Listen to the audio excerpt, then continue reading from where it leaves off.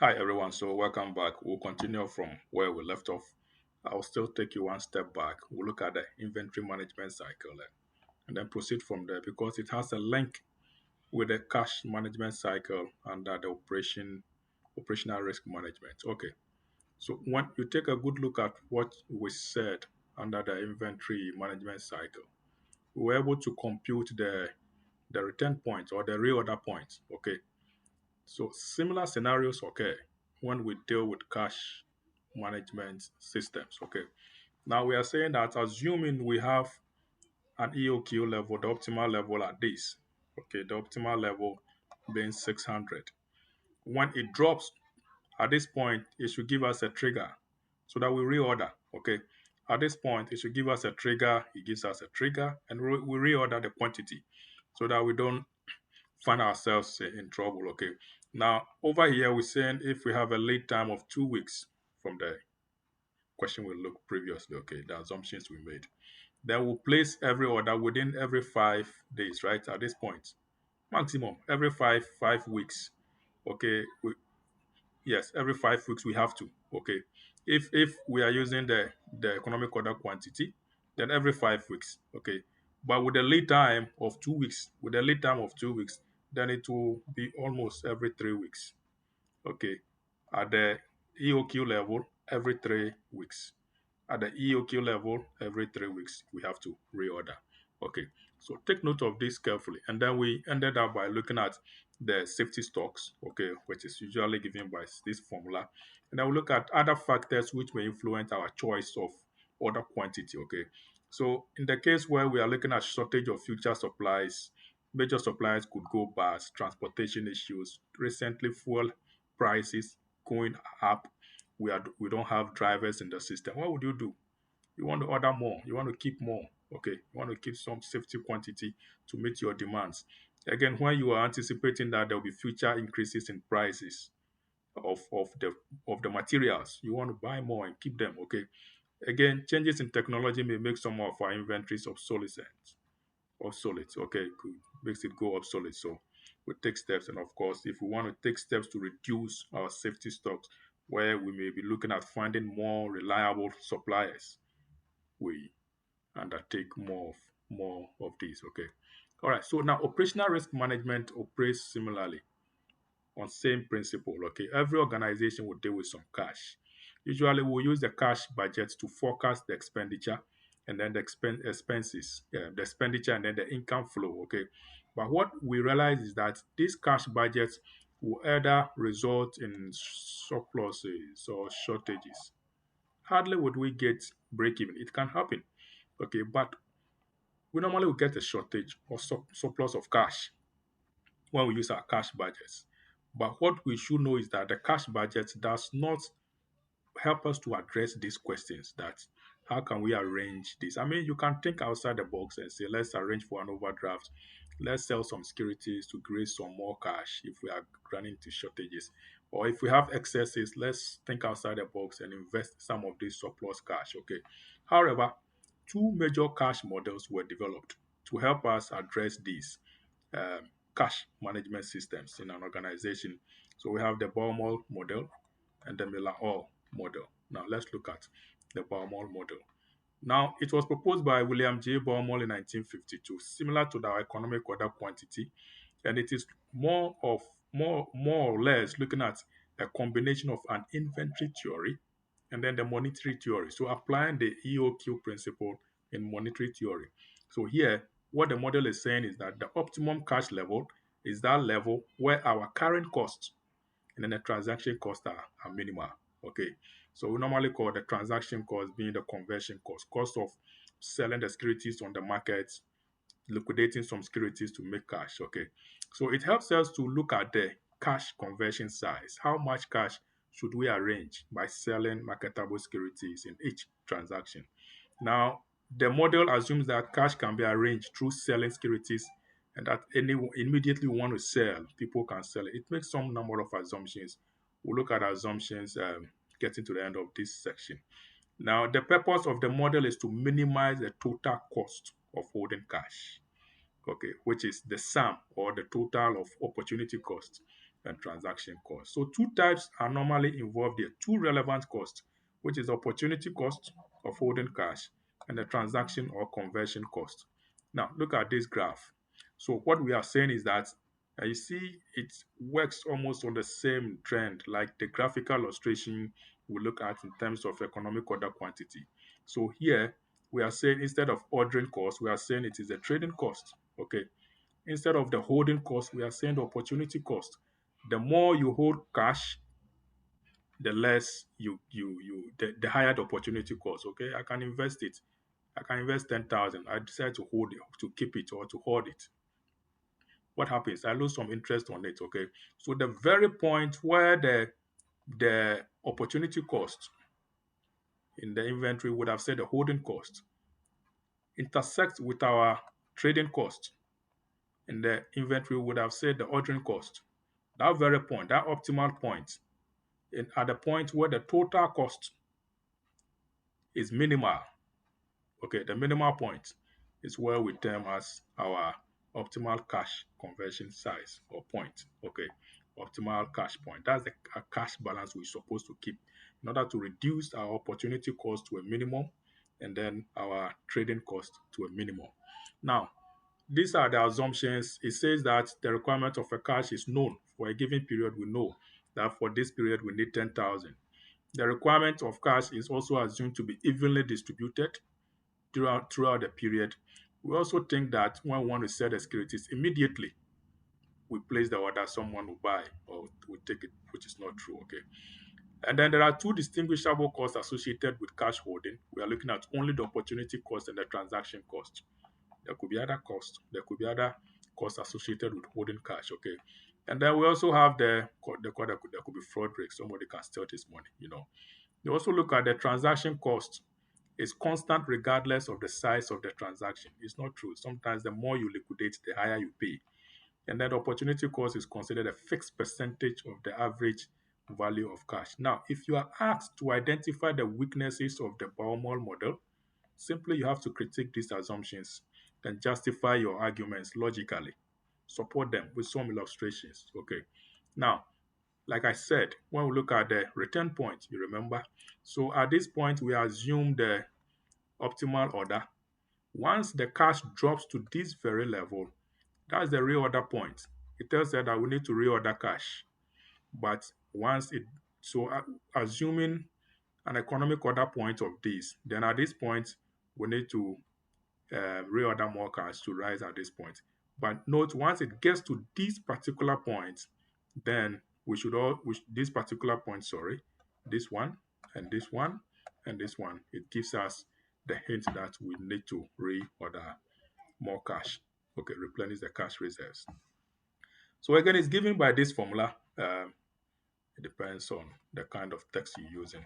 But it's generic, okay, where we have 2 multiplied by B being the conversion cost, okay, times T being the cash requirement for the period, or divided by the interest rate, okay, or divided by the interest rate.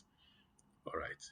So the same model, the same formula is given. So 2 times the annual cash requirement multiplied by the transaction cost divided by the rate. Okay. Either one you want to use, that should be okay. The total cost does, and is still working on the same principle of economic order quantity, is the annual cash requirement.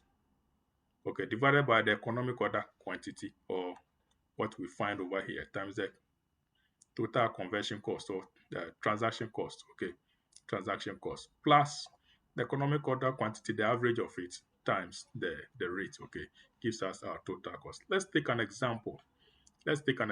So Aba Limited has 15,000 in cash annually. Okay, to meet its transaction needs over the next 6 months. Okay, this is where the little trick comes in. The amount is available in the form of marketable securities. We can earn 13.5% annual yield on its marketable securities rates. Okay, the conversion cost of marketable securities is deemed to be 250 per transaction. Find the optimum cash conversion size, average. So we'll be looking at a number of them. Optimum, average cash holding, number of transactions, average number of days per transaction, and per day usage of cash. and the total conversion cost. Okay. So first we need to find the interest. We have been told it's 13.5 annual. Okay. The annualized yield. But we are dealing with 6 months situation here. So it will be ideal we approximate it, right? Okay, so it is the annual yield divided by the number of months in the year times the period. So we need to prorate it to 6 months, roughly giving us the 6.75. Okay, 6.75. Somebody will want to divide it by 2. But I'll do this calculation first because remember it could be 5 months, could be 3 months, could be 2 months. Okay. All right, so we get 6.75%. Then we plugged it into economic order quantity, economic order quantity, EOQ formula for cash using the Baumol model.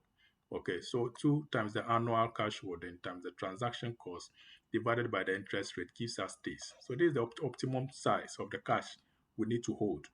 Now the average cash holding is the EOQ. Okay, so we found that in the previous formula. Typically, what we are doing is to work out this and work out that. Okay, and see the average and then find the total. Okay, so the average holding is our EOQ level, 10,540 divided by 2. That's the average. Okay, and then the number of transactions is simply the annual cash requirement, which is the 15,000, divided by the optimal level that we need to order. Okay, which gives us 1.42 number of transactions. Okay, um, and then we have the average number of days per transaction. Let's assume 30-day period in any month. So it is simply the total number of days in the holding period, the 6 months period, okay, times then divided by the number of transactions. That's all. So how many days? 6 months times 30 days, okay? 180 divided by the number of times, we get 126. So the average number of days per transaction is 126. Then our total cost, we just plot them in. So um, the first portion, ACR divided by Q, I think we've already had it somewhere, right? We've already computed it somewhere times the transaction cost plus the quantity, the average, okay, times this. So we've had this, the average, which is here, okay, which is here, and then we have the 240 average quantity. I think you work this, you get 250, okay. You get 1.42, yeah, 1.42, which we've computed, times the 250 transaction cost, and then this by the rate, which gives us the total of this as the total cost. Okay. Now, alternatively, we have the Miller-Orr cash management model. Why? Because they thought there's some weaknesses to the Baumol model. Okay. Now, it was developed by Martin Miller and Daniel Orr in 1966.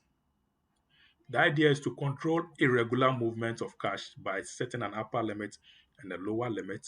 Okay, they want to see the target cash point. Now, once it reaches the lower limit, we need to replenish it, sell some securities, withdraw from your deposit account, okay, so that you get to your return point.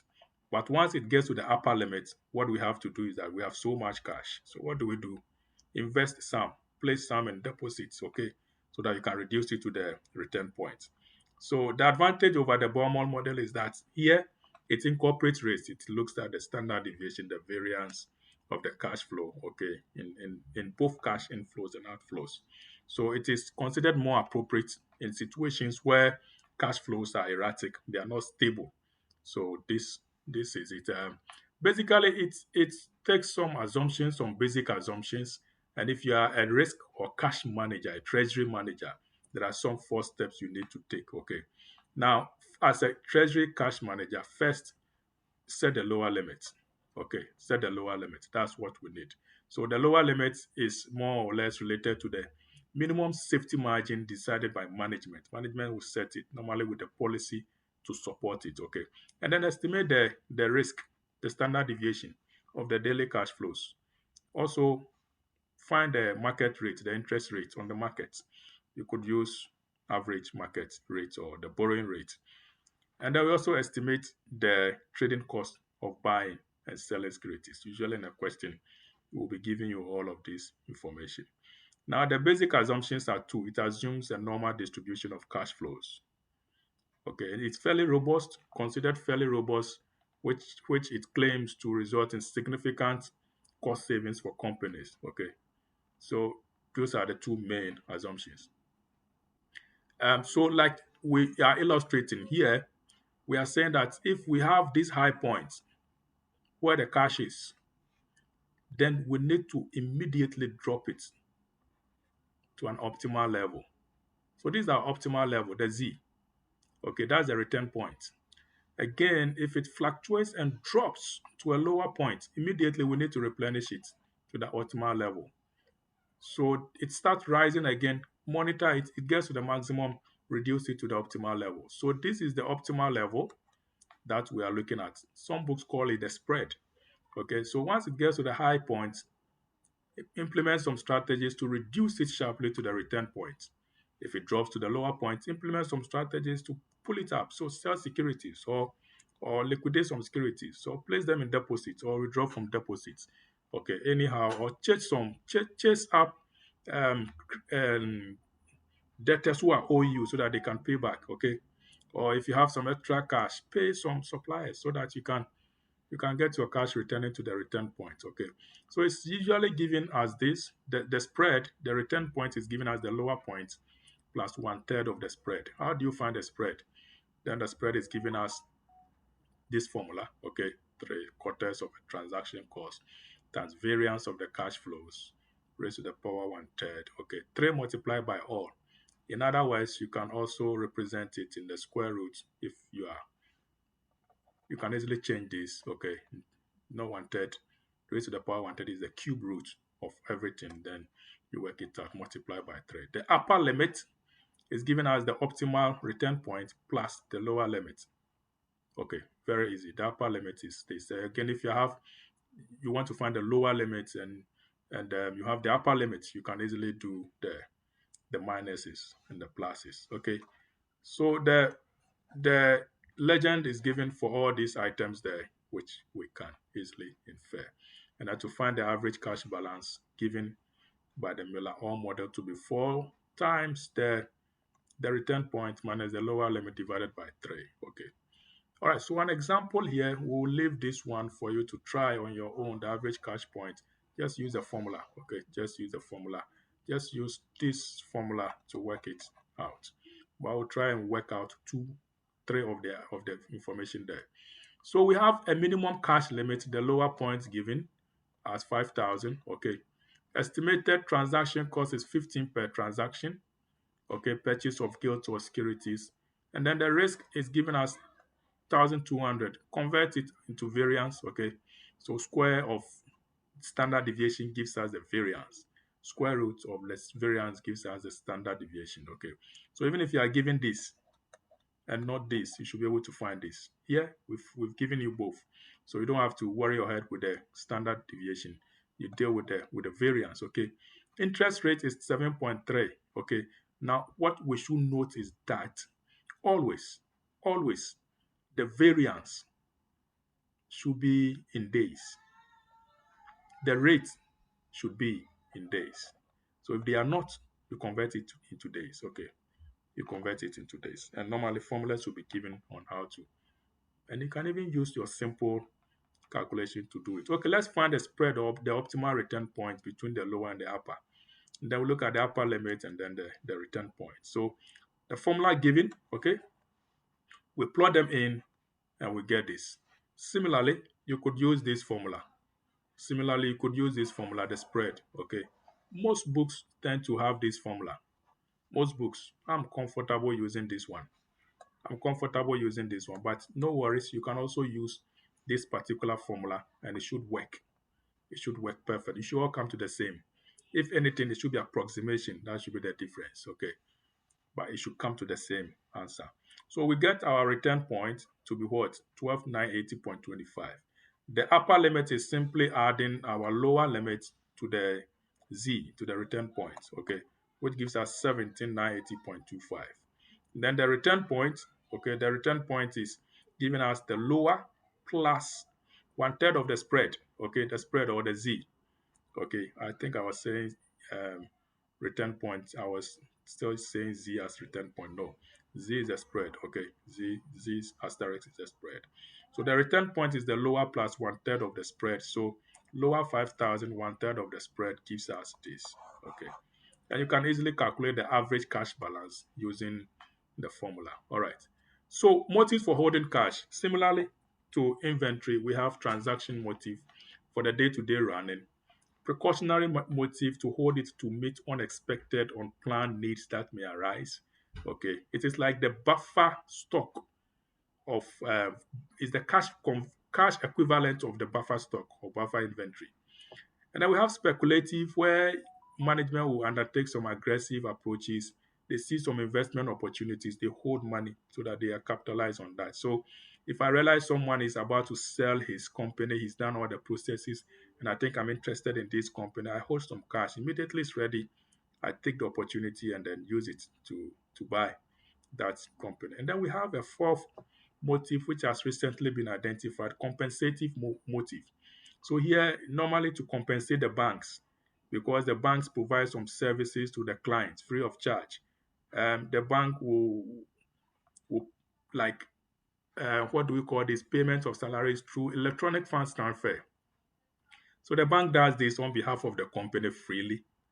So staff salaries are credited freely, no charges. Okay, some banks will charge, but if I have this bank doing this for me freely, then I know for sure I need to keep some minimum balance in the savings or in the current account just to please them, for them to know that I'm always in business with you. The banks will be happy. Compensative motive. All right. Now, operational risk management functions and culture, we need to look at this. Okay, the organizations need to put in place the right management structures, the right personnel, the right oversight systems so that they can properly monitor reports and mitigate any potential operational risk that may arise. Sorry. Yeah. So you need to put this in place. Okay.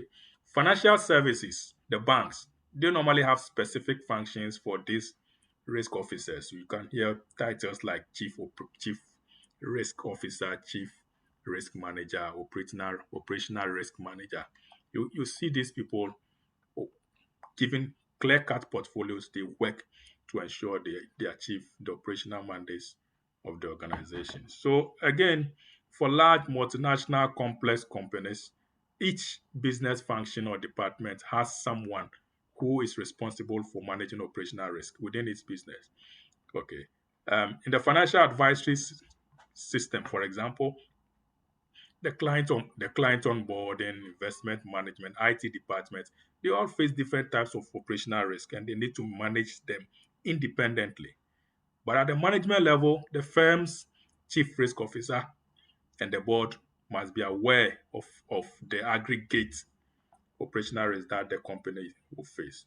What we need to do here is to, in addition to our risk registers, we need to also have key risk indicators and key control indicators, which will monitor and ensure that everything is documented, properly planned, and then managed in the right chain of command. Okay.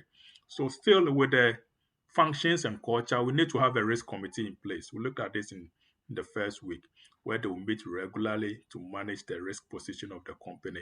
They address any issues that come up, where it needs to be escalated, they escalate. Where actions are supposed to be taken, they take these actions. Where people need to be punished, promoted, we do that. Okay.